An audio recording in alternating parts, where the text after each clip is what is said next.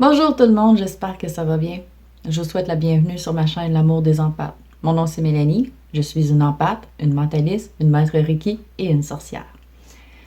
Et aujourd'hui, je veux vous parler de ce qu'on appelle en anglais le shadow self. Pour traduire, notre côté obscur. Je vais vous parler du post que j'ai fait, qui est à l'origine de cette vidéo-ci. On est aujourd'hui le 17 novembre 2020. Cette semaine, Vénus se déplace en Scorpion, le Soleil se déplace en Sagittaire et Mercure est en Scorpion. Attendez-vous à un changement d'énergie. On va être très en phase avec l'énergie négative au plus profond de notre corps émotionnel. Tout ce qu'on essaye de refouler ou d'ignorer refera surface afin qu'on puisse y faire face et le guérir. La meilleure chose à faire, c'est de l'accepter et de faire du shadow work volontaire. Comme ça, on est prêt à faire face à nos émotions dans un endroit où on est en contrôle et on se sent bien de le faire. Et suite à ce post-là, il y a quelqu'un qui est venu me demander c'est quoi un shadow self et c'est quoi un shadow work. Bon, je ne connais pas la vraie traduction française de ça. J'ai fait quelques recherches et j'en ai pas vraiment trouvé. Les choses que j'ai trouvées, je trouvais pas ça trop... C'était pas comme qu'est-ce que j'ai vu en anglais. Le shadow self, c'est la partie de nous qu'on refuse catégoriquement. On la refuse, cette partie-là de nous. Et le fait de refuser cet aspect de nous-mêmes crée une séparation à l'intérieur de nous. Et ça crée ce qu'on pourrait qualifier de entité sombre à l'intérieur de nous. Et à force de se faire refuser, de se faire repousser, des fois cette entité-là peut devenir un peu comme un démon intérieur. Elle peut devenir envahissante. Elle peut même des fois réussir à prendre le contrôle de nous et nous faire des choses qu'on n'a pas envie de faire.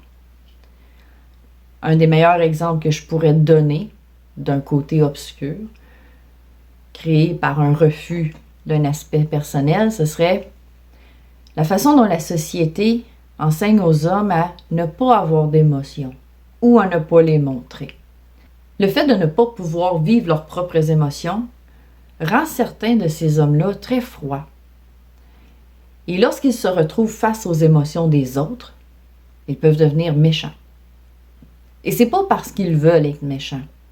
C'est pas parce qu'ils n'ont pas de compassion. C'est parce que leur côté obscur, leurs émotions à eux, n'ont jamais l'opportunité de s'exprimer. Et quand ils font face à quelqu'un qui exprime leurs émotions librement, ça les met en colère. Et ce côté obscur-là prend un peu le dessus de la personnalité et offre une résistance. Ça ne veut pas dire que tous les hommes qui ont appris à ne pas témoigner leurs émotions sont froids, parce que c'est faux. Mais il y en a certains qui ont été tellement instruits à refouler ces choses-là à l'intérieur d'eux et ne jamais les témoigner, qu'ils peuvent en devenir froids ou être perçus comme étant froids. Mais c'est pas parce qu'ils n'ont pas d'émotions, c'est juste parce qu'ils n'ont jamais eu l'opportunité de les vivre de façon sécuritaire. Comment est-ce qu'un côté obscur se développe exactement? Parce que les côtés obscurs sont différents pour tout le monde. Un côté obscur a tendance à se développer quand on est enfant et dans la phase d'adolescence. Mais ça peut aussi se développer à l'âge adulte. C'est juste moins fréquent. Quand on est enfant, on est authentique. On est nous. Et au fur et à mesure qu'on vieillit, on se fait dire que certains aspects de nous sont inacceptables. Que notre différence est considérée, perçue comme étant mal. Puis ça, on apprend ça de toutes sortes de façons. Des fois, ça vient de nos parents. Des fois, ça vient de notre famille à l'extérieur de nos parents, nos frères, nos sœurs. Ça peut venir d'autres gens à l'école, des professeurs. Ça peut aussi venir de coachs sportifs, d'entraîneurs. Ça peut venir de n'importe où.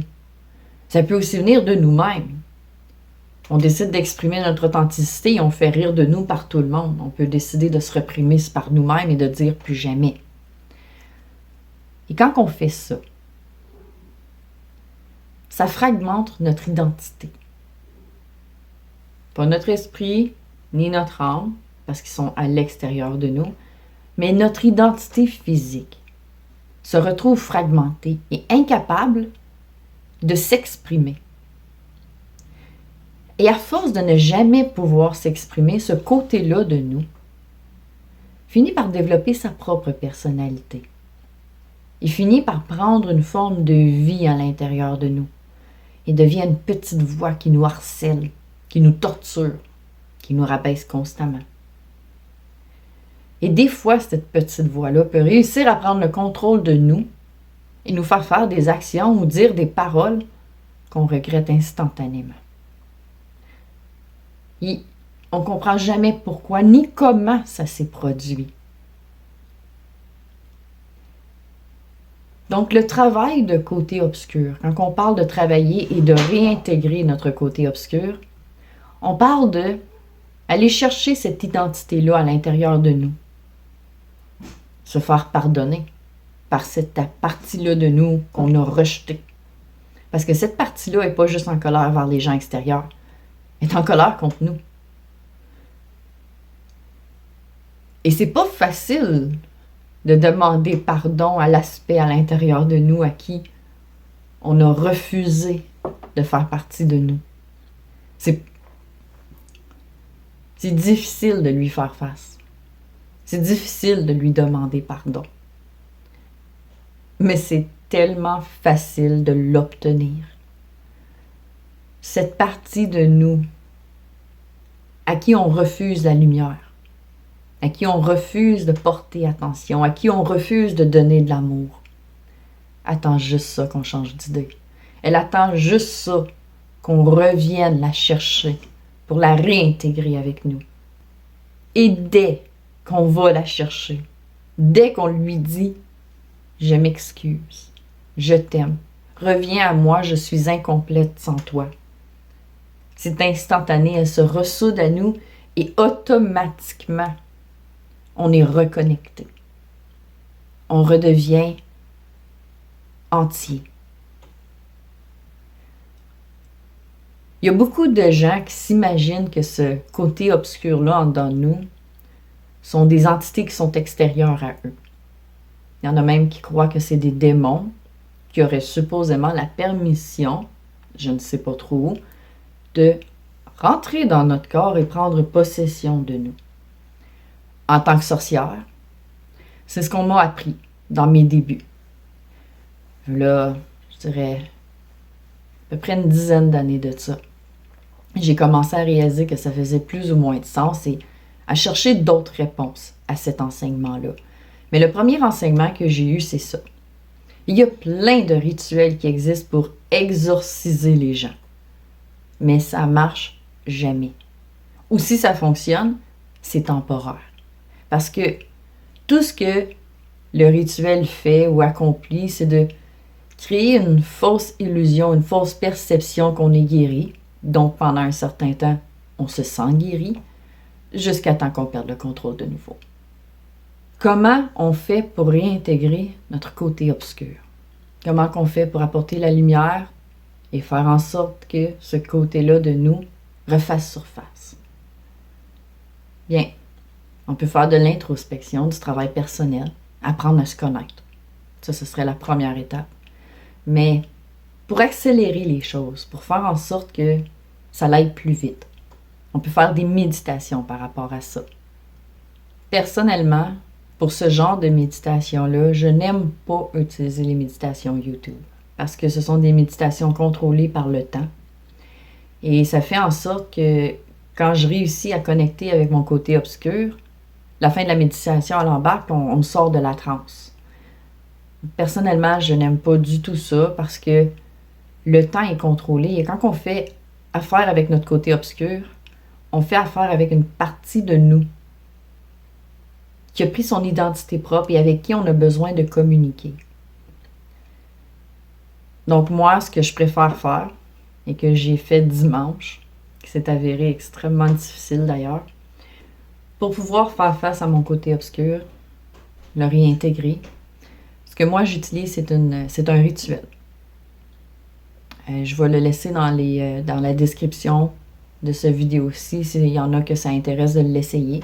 Pour moi, je trouve qu'il fonctionne super bien. Je l'ai utilisé dimanche. Ça a été exceptionnel. Je dirais qu'il y a deux façons, il y a deux aspects à ce rituel-là. Le premier aspect, conscient, où les choses dont tu as déjà plus ou moins conscience refait surface et tu peux l'intégrer immédiatement. Et il y a le deuxième aspect quand on va se coucher le soir. Pendant la nuit, j'ai revécu un de mes plus gros traumatismes que j'ai jamais eu dans cette vie-ci. Mais contrairement à la première fois que je l'ai vécu, je savais que je ne devais pas le repousser, que je devais accepter de vivre les émotions qui avaient refait surface. Je l'ai donc fait. C'était très difficile. Comme j'ai dit, c'est un de mes plus gros traumatismes que j'ai eu dans cette vie-ci. Ça m'a fait beaucoup de mal, mais beaucoup de bien en même temps. Et j'ai réalisé que mon côté obscur avait été mon innocence. J'avais, dans ce traumatisme-là, détaché mon innocence de moi, le côté de moi qui faisait que j'étais capable d'aimer tout le monde de façon inconditionnelle, sans aucun jugement, jamais. Mon côté innocent qui fait en sorte que je ne vois le mal nulle part, jamais. Je l'avais abandonné. Je l'avais détaché de moi, je lui avais dit non. Parce que je me sentais en danger de ne pas être capable de percevoir le mal. Et après que j'ai fait ça, que je me sois détachée de mon innocence comme ça, je suis devenue quelqu'un de méfiante. J'arrivais plus à faire confiance plus qu'il faut aux gens. J'étais toujours méfiante. J'utilisais toujours mes dons pour m'assurer que la personne disait la vérité. J'avais de la difficulté aussi à donner le bénéfice du doute aux gens. Des traits de caractère que j'avais pas réalisés, que j'avais développés. Je viens de m'en rendre compte cette semaine que j'avais développé ces traits de caractère-là parce que j'ai réintégré mon innocence. Et en réintégrant mon innocence, je me rends compte que je vois plus du tout les choses de la même façon. Je vois les choses comme que je les voyais avant. La vie est belle, les gens sont beaux, et la plus belle chose qu'il y a sur Terre, c'est l'amour. Partout, toujours. Et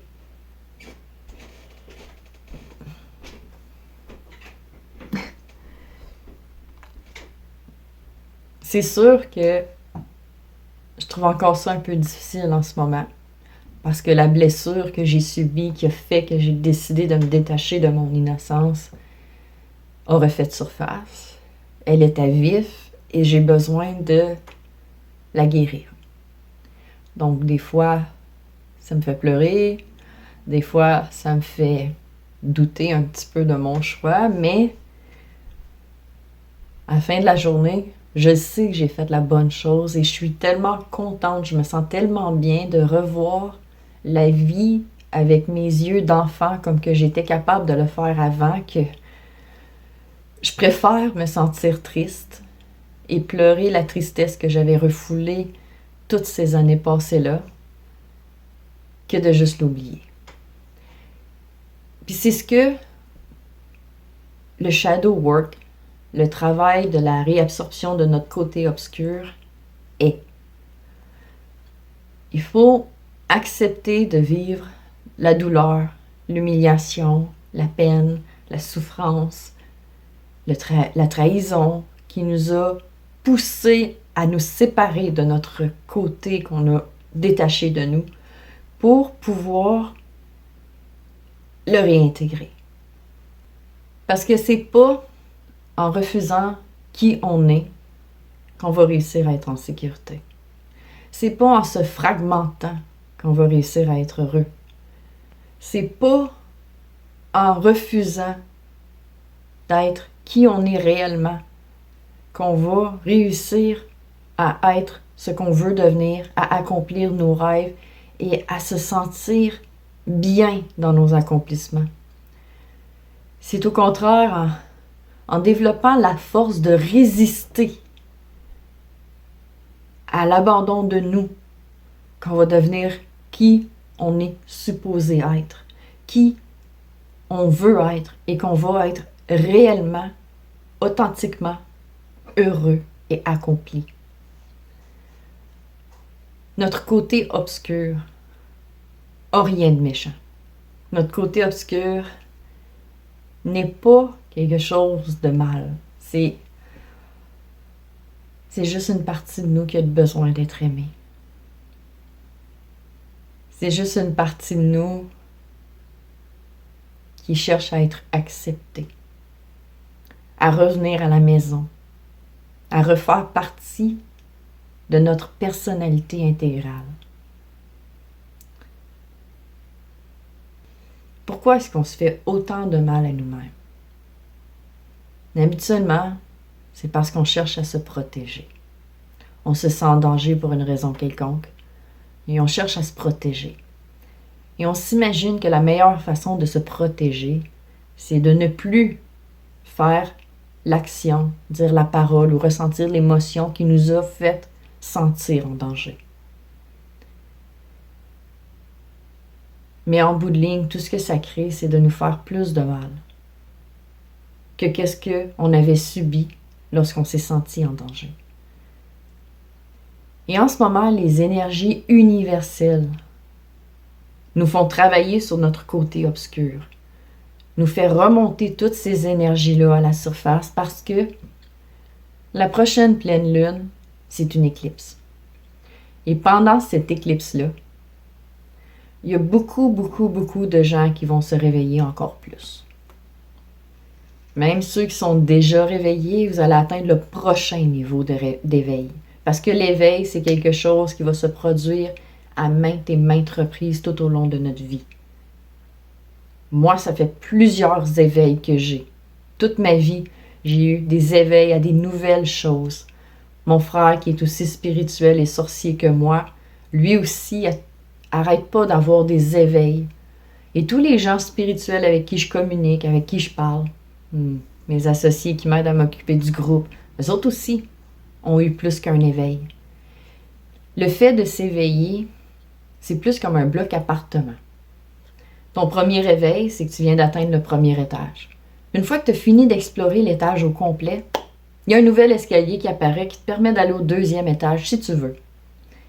Une fois que tu as compris et que tu as exploré le deuxième étage, il y a un escalier qui apparaît qui te permet d'aller au troisième étage. Puis l'éveil spirituel, c'est ça. C'est que on découvre une nouvelle perception, un nouvel aspect de nous qu'on n'avait aucune idée qu'il existait, qui n'est pas un côté obscur, mais un côté endormi, qui attend de s'intégrer à nous, qui attend qu'on ait le bon taux vibratoire pour pouvoir s'intégrer à notre personnalité.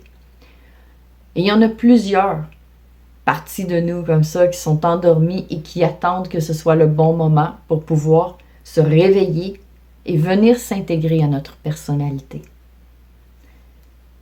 Donc, contrairement au côté obscur, l'éveil, c'est une partie de nous qu'on travaille à être digne de. On travaille à développer notre taux vibratoire afin de pouvoir intégrer cet nouvel aspect de nous à nous.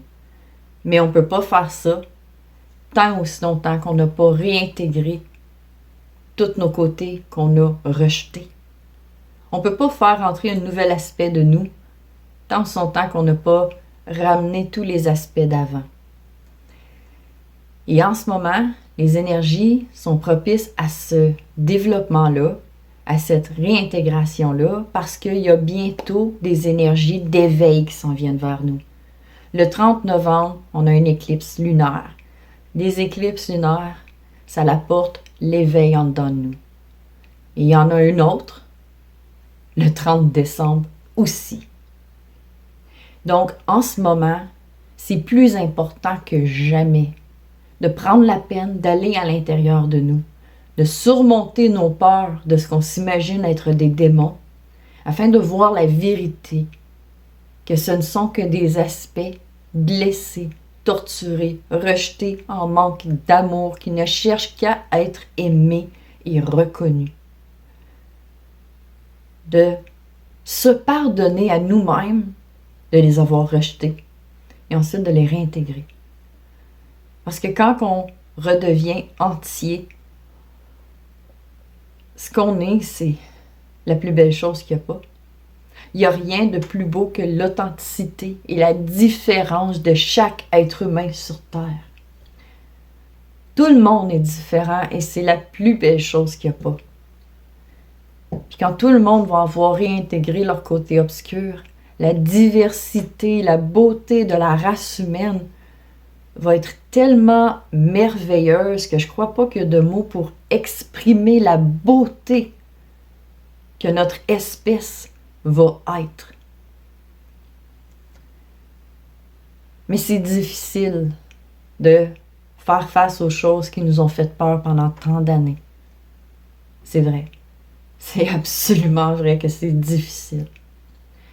Personnellement, moi, ce qui m'est arrivé en fin de semaine, ça m'a pris par surprise parce que je l'avais complètement oublié, cet aspect-là de moi. Et j'avais oublié pourquoi j'avais fait ça. Je m'étais même imaginé que j'avais guéri de cette blessure-là et que j'étais correcte. Mais j'avais tort. J'avais juste appris à ignorer la douleur qui était en dedans de moi à un point où est-ce que j'avais complètement oublié son existence.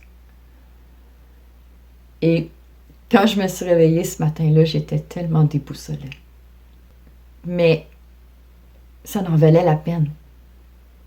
Ça en valait la peine de passer au travers de cette souffrance-là et de reconnecter avec mon innocence parce que la joie que ça m'apporte de retrouver cet aspect-là de mon enfant intérieur est beaucoup plus grandiose que la douleur que j'ai vécue. Et je peux enfin lâcher prise sur cet événement-là, le laisser partir. Puis, je me sens tellement légère. Et c'est ce qui va vous arriver à vous aussi. Oui, ça va être difficile sur le coup. Oui. Mais, après, quand vous allez avoir fini, vous allez vous sentir tellement bien. Vous allez vous sentir entier, vrai, authentique, fort. Parce que quand on est entier, qu'on est tout là, on est beaucoup plus fort que quand on est fragmenté. Un œuf craqué est facile à briser, mais un œuf qui n'a aucune faille, tu peux peser dessus autant que tu veux, ça va tenir, ça va résister.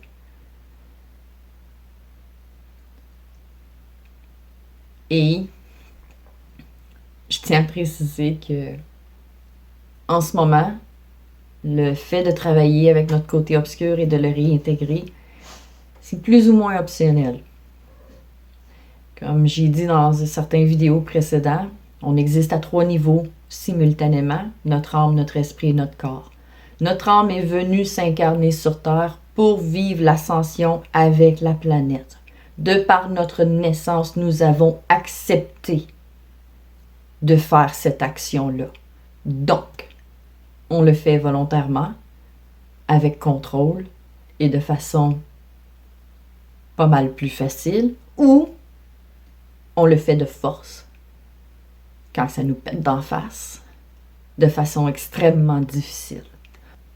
Et tu peux pas revenir en arrière sur ça. Du tout. Oubliez ça, là. Parce que de par votre naissance, vous avez accepté. Vous avez dit oui. Et vous pouvez pas revenir en arrière. À vous de voir comment vous avez envie de le faire. Et pour ceux qui veulent essayer ce que moi j'ai fait, ben, je vais vous le laisser dans la description en dessous du vidéo. En temps normal, il faut faire ça pendant une lune décroissante ou pendant la lune noire. Mais en ce moment, les influences astrales nous permettent de le faire malgré le fait qu'on est en lune croissante. la lune croissante va quand même nous donner une autre énergie positive qui va nous permettre de peut-être guérir plus vite. Donc, ça pourrait être même plus facile de le faire en lune croissante que qu'est-ce que ça a été pour moi de le faire en lune noire pendant ces influences-là.